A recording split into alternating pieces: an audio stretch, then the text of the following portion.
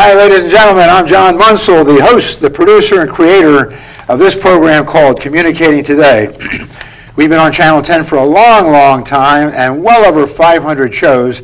In fact, we're one of the very longest produced programs on Channel 10 right here in Fairfax County.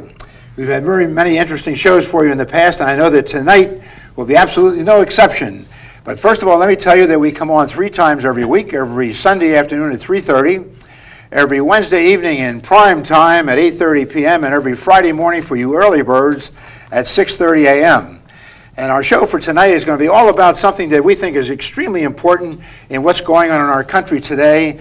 It has to do with what we like to refer to as leadership, excellent communications, honest communications, which I think in many respects is missing in our society today.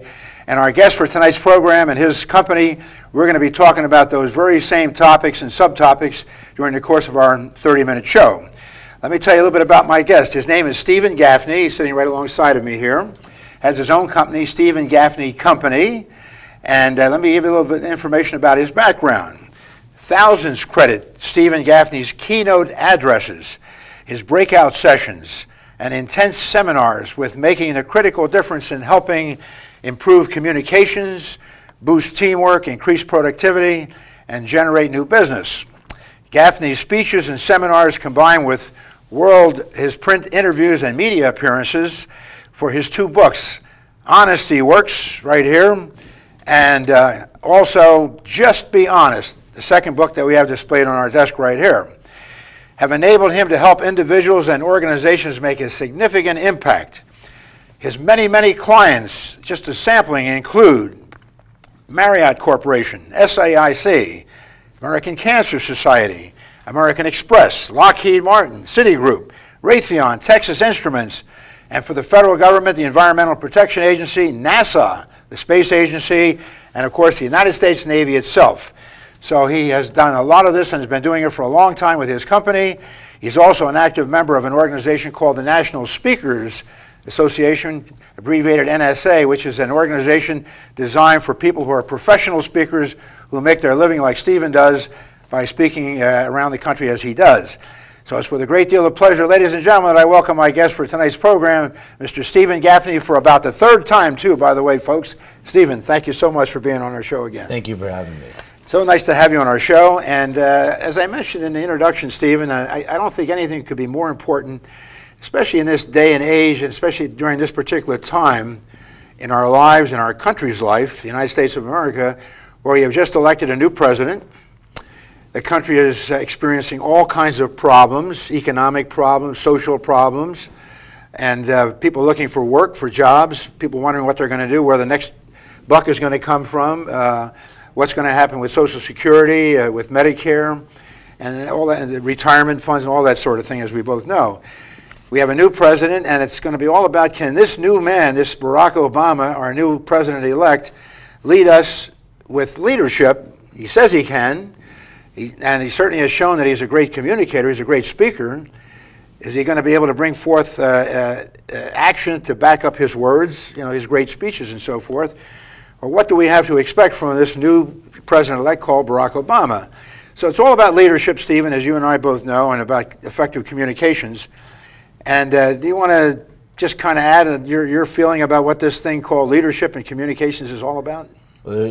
Leadership is so important in times like this, but it also, one thing that a lot of people don't realize is, leadership will make or break an organization. It'll make or break our country, it'll make or break our organization, but it also makes and breaks our family. A lot of times when people think about leadership, they often don't even think about how we have to lead people at home. And during times like this is when great leadership, and I know we're going to go through some specific things that people can take away from after listening to us, that they can use at work and also at home, because now is a time for great leadership.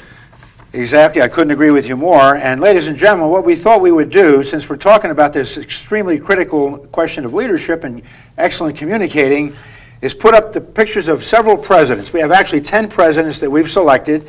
There are 44 presidents altogether, including our new president-elect Obama, starting with our very first president, George Washington. So I'm going to ask our control room in the back to put up president number 1, George Washington, our very first president.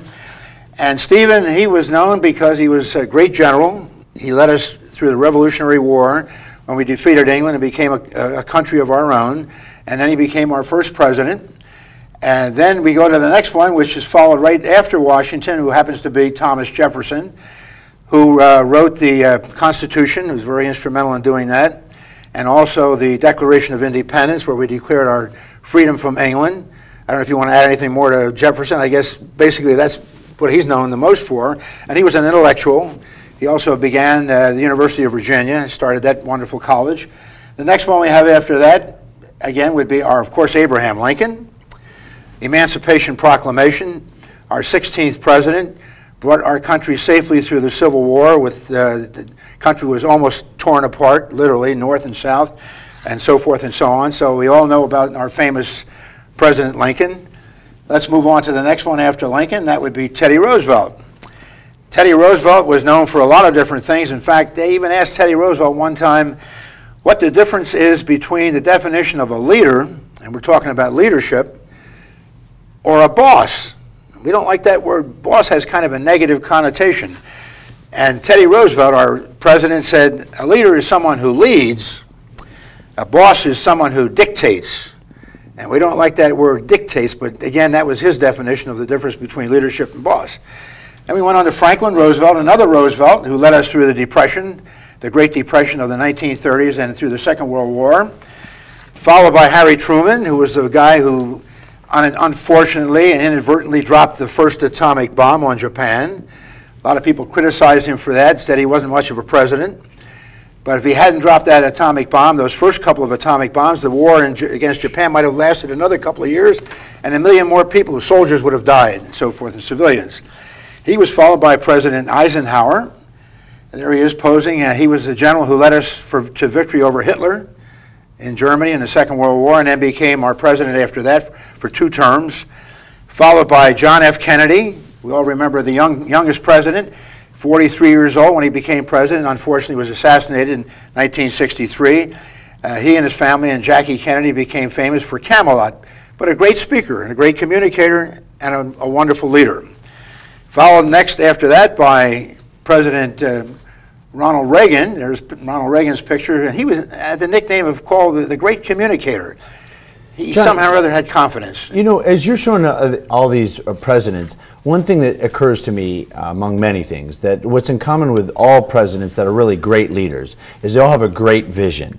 And I think what the takeaway point on how that relates to today is that with the times tough and the economy the way it is, are we letting life dictate to us, or are we leading life? In other words, are you creating some goals, a vision for your family, and also if you're a small business owner or running an organization, are you creating a strong vision, or are you just sitting back and reacting? And I think that's one thing that comes among many things as you're showing these great presidents, is that for the most part, they all had a great vision. And I think that's a good, important takeaway, because a lot of times people say, yeah, well, I have a picture. Well, do we really? And are we communicating that vision? Let me show one more, Stephen. Let's put up the last one that we want to show you of the 10 that we decided would be certainly Bill Clinton. And Clinton was the last president that left us with a surplus in our federal budget, believe it or not. We had money left over as opposed to what's going on with the federal budget today, as we all know. And he was a very effective communicator, a very effective speaker, no question about that. So there are 10 presidents of the total of 44 presidents that we have had all together since the beginning of our country. And so we can get back to our desk here now. Thank you very much, Control Room, for those pictures. We appreciate it. And Stephen, you're absolutely right. What are we going to do to lead ourselves in our own personal lives instead of sitting back and waiting for somebody to lead us? Although we do need effective leadership for the country as a whole, but what are we going to do to lead our own personal families, our businesses, our welfare, our future? A lot of it's going to depend on us, on our shoulders. We can't just sit back and wait for somebody else to tell us what to do. And that brings another big point about great leaders. Not only do they have a strong vision, but they also take responsibility. They take responsibility for what they are going to do. We cannot control the stimulus, but we can control how we respond. We cannot control what the economy does as a whole, but we can control how we respond to the economy. So how often are we spending our day, and how much of our day are we spending complaining, belly aching about the economy? Are we thinking, what are we going to do about the economy? And in our own lives, what are we doing about our career? So here's an example. If you're sitting there in a company, and are you sitting there and saying, oh, complaining about the economy, watching the stock market, maybe important things to consider. But the bottom line is, are you complaining about it, or are you thinking, well, how can I improve my skill set? Yes, my company may have, let's say, layoffs, let's say. Well, am I sitting there wondering, and am I going to be laid off? Or am I thinking, how can I best serve the company? And also, what kind of skills can I do, can I take on, so I improve myself? See, I think times like this is a great opportunity for us to look at ourselves and decide what are we going to do, and maybe examine ourselves and think, where are we weak at and how can we build so we are the best we are in our career and also the best we are at home. Right. Couldn't agree with you more, Stephen, that's for sure.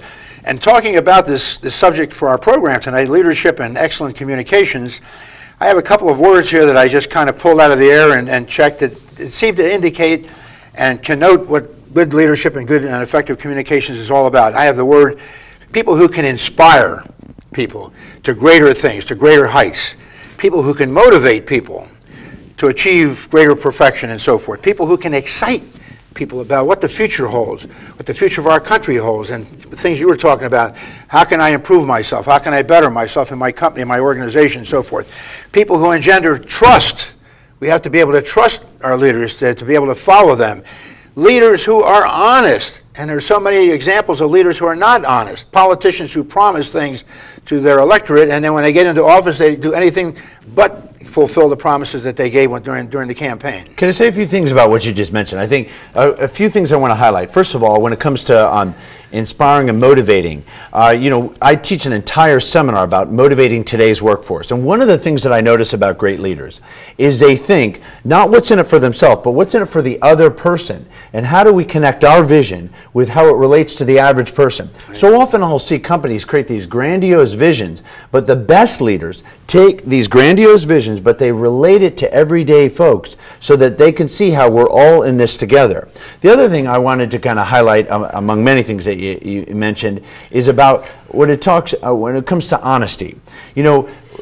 Being able to create an environment where people are willing to share differing opinions. Are we being exclusive or are we being inclusive? Right. The idea is how we can make a great organization is by having conflicting and differing opinions, that therefore we allow people to be honest. You see, what I often say with great organizations is it's not what people say that's the problem. It's what they're not saying that is the problem. Just today I was talking with an executive in a company, and he was saying his number one issue is about the elephant in the room, that people often don't talk about what's happening, the elephant in the room. Nobody wants to speak up. But when we create an environment where people are willing to share stuff and we're able to motivate them and relating our vision to how it affects them, great things can happen. So as we're talking about this, I think it's important for people to say, well, whether we're running a company, running a small organization, or everyday family life, are we using these tangible skills? Because now is the time to use them. Exactly. Just got the halfway warning for our program. Stevens, I mentioned this program, as you know, because you've been on a couple of times before. It moves very quickly. It's only a 30-minute show. We're about 20 minutes into our show. Ladies and gentlemen, we always like to take a very short mid-show break for you, 20 seconds or so, to reintroduce the program so you know what you're watching. You're watching Communicating Today. I'm John Monsul, the host and producer of this program. We come on 3 times every week on Channel 10. Been doing it for a long, long time, almost 18 years now. Our special guest for tonight's program is sitting right alongside of me here, Mr. Stephen Gaffney, who is the owner, founder, and creator and president of Stephen Gaffney Company. They conduct training seminars, motivational seminars, leadership seminars, how to be a more effective communicator, how to be more successful in your life and your company's life. And that's what we're talking about on our show tonight, ladies and gentlemen, is leadership, something that seems to be missing in our country today.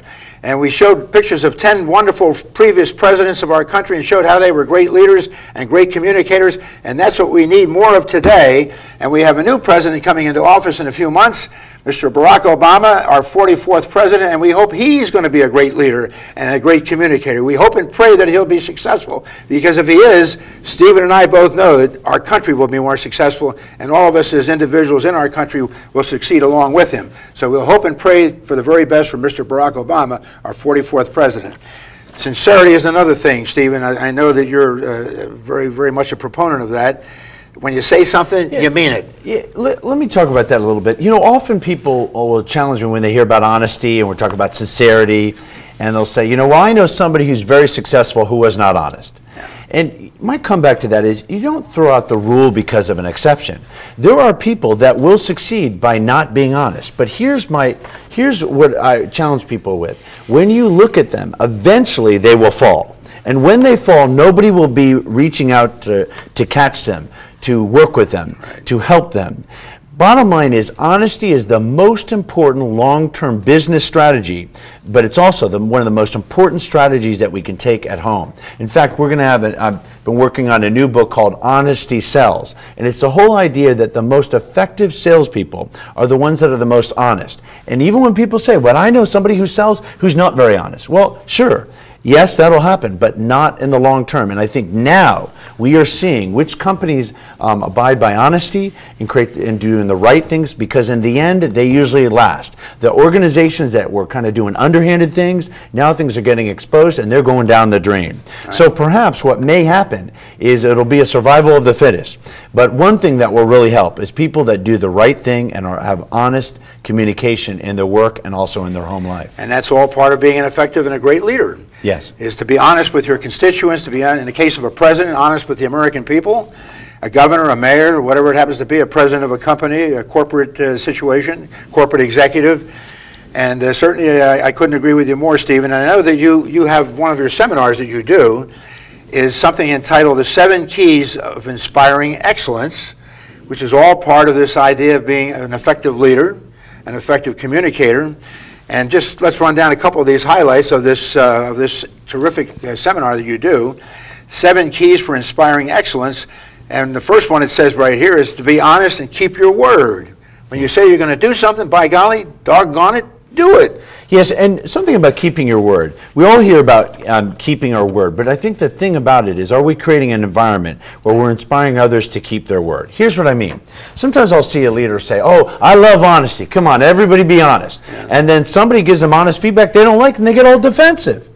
Well, that will inspire people to lie, because the number one reason why people lie is because of fear. Fear of retribution, fear it's going to hurt somebody's feelings, fear it's going to damage their career. So I think one thing is that leaders need to make and keep commitments, but they also want to inspire other people to do that. And the way to do that is by creating an environment where people feel safe to tell the truth. All right.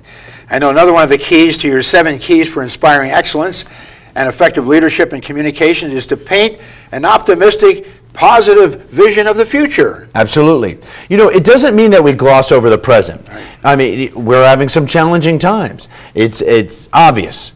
And calling it the way it is the key. But then do we take the next step and paint a positive vision for the future? So this isn't about ignoring the present. It is about creating a future that people can get excited about, that honors the present, but takes us to a very productive and effective future. Yeah, exactly.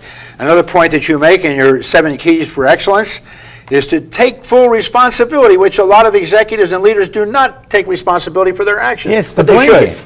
It's the blame game. I didn't do it, it's somebody else's fault. Yeah. You know what? The bottom line is the great leaders that I've met, and this goes in a lot of the corporations that I've seen, the great leaders that take whatever's happening and say, we will find a way. We're going to figure out a way. But it's not about them having to do it all by themselves. It's about creating an environment where people are willing to share ideas. John, sometimes I ask in seminars, how many of you have ideas for people and have not shared all your ideas? And most people will raise their hand and admit, you know, I don't share all my ideas. Well, then My next question is, well, or the point I like to raise is, if the majority of people are not sharing their ideas in this room, then you can pretty much assume that the majority of people in your life have great ideas for you and don't always share those ideas. The deal is, are we trying to create an environment where we're doing it all alone, or are we creating an environment where people are willing to help us and share their ideas? Because now is an opportunity for ingenuity and innovation. Again, other traits for outstanding leadership and being an effective communicator, no question about it. Here's one that says, take full responsibility. And I think back when President Gerald Ford came in and succeeded President Nixon, who was about to be impeached and who was forced to resign. And as soon as he took his place as the new president succeeding Nixon, he immediately pardoned him. Well, the whole country went bananas over that. They said, well, how could you pardon a guy who was about ready to be sent to jail, for crying out loud? He was ready to be impeached. And he said, I didn't want the country to go through this terrible crisis of impeaching a president and maybe thinking about sending a president to jail. He said, so I pardoned him. I take full responsibility for my actions, for what I did. A lot of you may think it was the wrong action, it was the wrong thing to do to pardon a guilty president, but I did it and I took responsibility for it. A lot of leaders don't do that. Yeah, and there's a lot of, people come on different sides of the equation, different sides of that issue. But I think here's a takeaway point with Ford and Nixon, is that the bottom line is, at times of crisis and times of tough things, are you running a popularity contest? Are you willing to have some bold leadership that makes decisions? Are you trying to check in? It's one thing to check in and hear differing opinions. We want to do that. But then we have to make decisions. So some people may say that was the right decision, some people make the wrong decision. But here's the takeaway point. If you feel something, are you willing to stand for it, even when it's unpopular? Because often bold leadership is when people have done decisive action that in the moment was unpopular, but in the end serves the right thing. And it doesn't mean that we're always going to get it right, but it's the willingness to try hard. In fact, something else that I see leaders will say is, you know what, we're going to try a lot of things, and we'll make mistakes. But the bottom line is we're going to try to get it right. Somebody who says, I never make mistakes, everything is great, you know what, they're either lying or they're not trying hard enough. Because we all make mistakes, and the key is to really try different things. And to own up to your mistakes and admit that you made a mistake. In the case that we mentioned before when we were talking about the presidents, we mentioned Harry Truman dropped the first couple of atomic bombs on Japan to end the Second World War, and he was criticized heartily for that. He said, you were inhumane, cruel, you killed hundreds of thousands of innocent Japanese civilians when you dropped those atomic bombs. He said, I know I shouldn't have done it. He said, but if we didn't do it, he said, 1 million more people would have died if the war continued on for another couple of years. 1 million soldiers would have died, 1 million more civilians would have died. So I did it, and I take full responsibility for what I did. And a lot of people don't do that, and a lot of people can't do it. They don't have the guts to do it. They don't have the stomach to do it. But Harry Truman was one example of a president that did. Another thing you mentioned in your 7 keys for inspiring excellence, Stephen, is provide clear goals and an implementation plan. Yeah, that's quite often the case. How are you going to get the job done? Well, first of all, here's what's so amazing, is I'll see people that create 20 priorities for their organization. And if you've got 20 priorities, you have no priorities. Because what happens is the average employee has to interpret what the leader means and what are the top priorities. So what we want to do is spell it out. I once read a book where they said, if you're not being mocked as a leader, you are not repeating enough. It's over and over again and keeping it simple and being clear with what are your top priorities, and then being willing to actually have a plan to execute. It's one thing to say, okay, well, this is the goal, but the bottom line is, are we willing to create a plan and to be able to go after those goals? Yeah.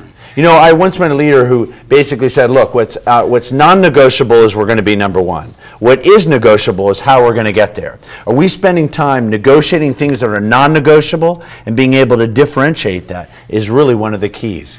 One of the greatest football coaches of all time, a fellow by the name of Vince Lombardi, coached the great Green Bay Packers teams many, many years ago, had his famous motto. He said, losing is worse than dying. That was his motto, and everybody remember, you don't want to be a loser. You want to be a winner, and you want to be a leader, and you want to be a good leader, and you want to be an effective leader, and you want to be a great communicator, and these are all the things that we're talking about here on our program tonight.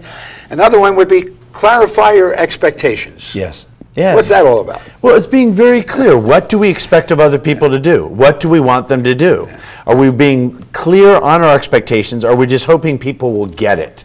You know, I can't tell you how many times I see people have interpersonal issues. And I'll say, well, have you told people this is what you expect? Yeah. Have you told people this is what you want? Well, I think they should just get that. Yeah. Well, how's that working for you? Yeah. I mean, people don't read minds well. And so great leaders spell out not only the goals, the plan, but the expectations of people and being willing to stand on their expectations that they have.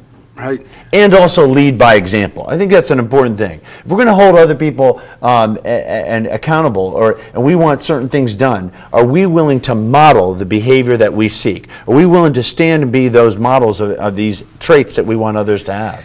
I just got the 2-minute warning. We're just about down. As you know, in the football game, Stephen, when the referee says we got 2 minutes to go in the game, that's where we are right now. One last thing I'd like to throw out at you, and that is appreciate the people that surround you. Yeah. You know, and this sounds awfully important to me. Well, absolutely. You know what? I've never heard anybody who left a company because they were acknowledged too much. Can't stand it. People just appreciate me too much. Had to leave the company. In fact, I know we're running out of time, so if people actually want an article on appreciation and the 3 most important keys to appreciating others and how to do it so that your company and your family runs extremely well, all they need to do is email me on through our website, stephengaffney.com. So we have a great article. There's also another article I want to give people, which is how to get the unsaid said. It's not what people say, it's what they don't say. How to get others to be more honest. If they want either of those 2 articles, all they have to do is email us on our website. And talking about appreciating people around you, your last idea here for the 7 keys of inspiring excellence, Barbara Streisand, a great female singer who made a cut of record of a song, was entitled, "People Who Need People Are the Luckiest People in the World." So you appreciate the people around you, appreciate the people you work with, appreciate your family, your wife, your kids, and what have you. Got the 1-minute warning, Stephen. By the way, folks, ladies and gentlemen, I just want to mention that Stephen's website we've been putting up at the bottom of our screen many times during the course of our 30-minute program. And if you want to make sure you know what it is, it's www.stephengaffney.com. Stephen, thank you very much, my friend, for the 3rd time being on our show. Terrific job as always. Come back and see us again sometime for the 4th appearance. Ladies and gentlemen, thank you for watching our program. Come back and see us again. And we always go out by saying, keep on communicating for great leadership, for great communicating for success. We'll be back next week. Bye-bye. Take care.